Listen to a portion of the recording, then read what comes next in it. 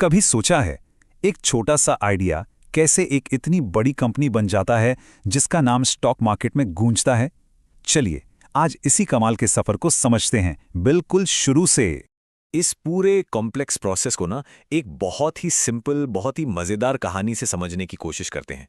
तो मान लीजिए कि एक समोसे की दुकान है, मोहल्ले की अपनी दुकान, और इसका बिजनेस मॉडल अरे एकदम सीधा साधा है, सबको पता है कैसे चलता है। तो हिसाब किताब एकदम क्लियर है, प्रॉफिट भी हो रहा है। पर अब कहानी में ट्विस्ट आता है। क्या होगा अगर दुकान का मालिक सिर्फ एक दुकान तक नहीं रहना चाहता? अगर उसका सपना है कि वो देश का अगला हल्दीराम बने, तब क्या होगा? अब इतने बड़े सपने के लिए जाहिर है पैसा भी बहुत बड़ा चाहिए। इतना पैसा जो रोज के 900 रुपए के मुनाफे से तो कभी जमा नहीं हो सकता। और बस यहीं पर बिजनेस के लिए फंडिंग का एक बिल्कुल नया दरवाजा खुलता है। तो ये जो बड़ा पैसा है, इसे जुटाने के लिए कंपनियां पब्लिक हो जाती हैं, और ये होता है एक इनिशियल पब्लिक ऑफरिंग यानी आईपीओ के जरिए। चलिए अब ये समझते हैं कि आखिर कोई कंपनी ऐसा करती ही क्यों है। देखिए, आईपीओ लाने के पीछे कई मकसद हो सकते हैं। सबसे बड़ा तो यही है कि बिजनेस को फैलाने के लिए, नई फैक्ट्रियां लगाने के लिए पैसा चाहिए। या फिर जिन लोगों ने कंपनी में बिल्कुल शुरुआत में पैसा लगाया था, यानी अर्ली इन्वेस्टर्स, उन्हें उनका मुनाफा देकर एक एग्जिट देना। और हाँ, अच्छे टैलेंट को अपनी तरफ खींचने और रोकने के लिए उन्हें कंपनी के शेयर देना भी एक बड़ा कारण है। तो जब कंपनी बिल्कुल पहली बार अपने शेयर सीधे पब्लिक को बेचती है ना, उसे कहते हैं प्राइमरी मार्केट। इसे ऐसे समझिए कि ये एक वन टाइम इवेंट है। यहां सारा पैसा सीधा कंपनी की तिजोरी में जाता है। अच्छा, एक बार आईपीओ हो गया, उसके बाद क्या? उसके बाद ये शेयर्स सेकेंडरी मार्केट में आ जाते हैं, मतलब एनएससी, बीएससी, जहां हम जैसे लोग रोज ट्रेडिंग करते हैं। यहां पर क्या होता है? यहां इन्वेस्टर्स आपस में ही एक दूसरे को शेयर खरीद बेच रहे होते हैं। तो यहां पैसा कंपनी को नहीं मिलता, बल्कि उस इन्वेस्टर को मिलता है जो अपने शेयर बेच रहा है। और यही सबसे बड़ा फर्क है प्राइमरी और सेकेंडरी मार्केट में। अब कोई भी कंपनी ऐसे ही आकर पब्लिक से पैसा नहीं मांग सकती। नहीं, उससे पहले उसे एक बहुत बहुत डिटेल्ड डॉक्यूमेंट पब्लिश करना पड़ता है। समझ लीजिए कि यह कंपनी का पूरा कच्चा चिट्ठा होता है, एक तरह का इन्वेस्टर ब्लूप्रिंट।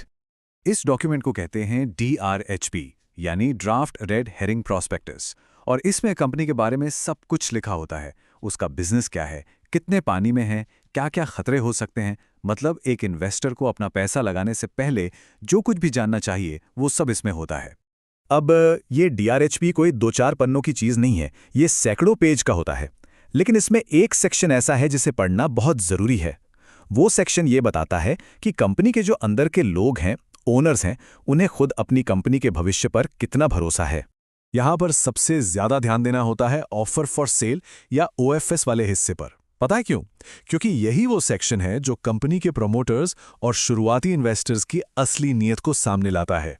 देखिए, अगर आईपीओ का ज्यादातर हिस्सा OFS है, तो इसका सीधा सीधा मतलब यह है कि पैसा कंपनी के पास ग्रोथ के लिए नहीं जा रहा, बल्कि वो पैसा उन पुराने इन्वेस्टर्स की जेब में जा रहा है जो अपना माल बेचकर निकल रहे हैं। और ये किसी भी नए इन्वेस्टर के लिए एक बहुत बड़ा रेड फ्लैग हो सकता है। ठीक है, तो कंपनी ने तय कर लिया कि आईपीओ क्यों लाना है, अपना DRHP भी फाइल कर दिया। लेकिन इसके बाद होता क्या है? असल में यह प्रोसेस काम कैसे करता है? चलिए देखते हैं।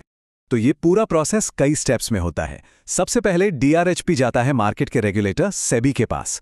जब सेबी से हरी झंडी मिल जाती है, तब कंपनी एक प्राइस बैंड बताती है, मतलब शेयर की एक मिनिमम और मैक्सिमम कीमत। फिर आईपीओ आम लोगों के लिए खुलता है। अगर एप्लीकेशंस ज़रूरत से ज़्यादा आ गईं, जो कि अक्सर होता है, तो लॉटरी सिस्टम से शेयर्स दिए जाते हैं।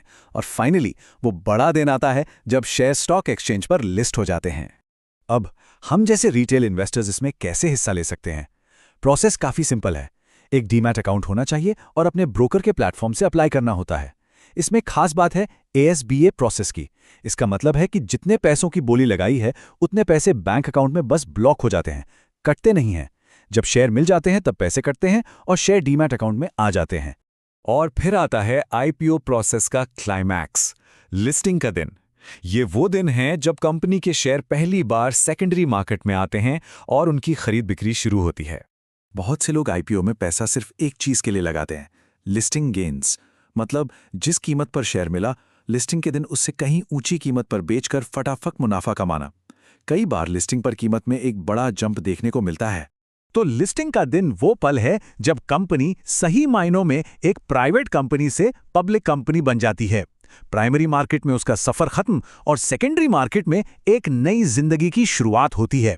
अब से उसकी कीमत रोज लाखों इन्वेस्टर्स तय करेंगे और हाँ, यहीं से उसकी जिम्मेदारियां भी कई गुना बढ़ जाती हैं। अब उसे हर 3 महीने में अपने रिजल्ट्स बताने होंगे, अपने शेयर होल्डर्स को जवाब देना होगा। और ये सब हमें एक आखिरी सवाल पर लाकर छोड़ता है। लिस्टिंग वाले दिन की तेजी, वो एक्साइटमेंट बहुत मज़ेदार होता है, लेकिन क्या किसी कंपनी में निवेश का असली इनाम सिर्फ एक दिन का मुनाफा है, या फिर उस बिजनेस की लंबी कहानी में है जो आईपीओ का शोर खत्म होने के सालों बाद भी चलती रहती है?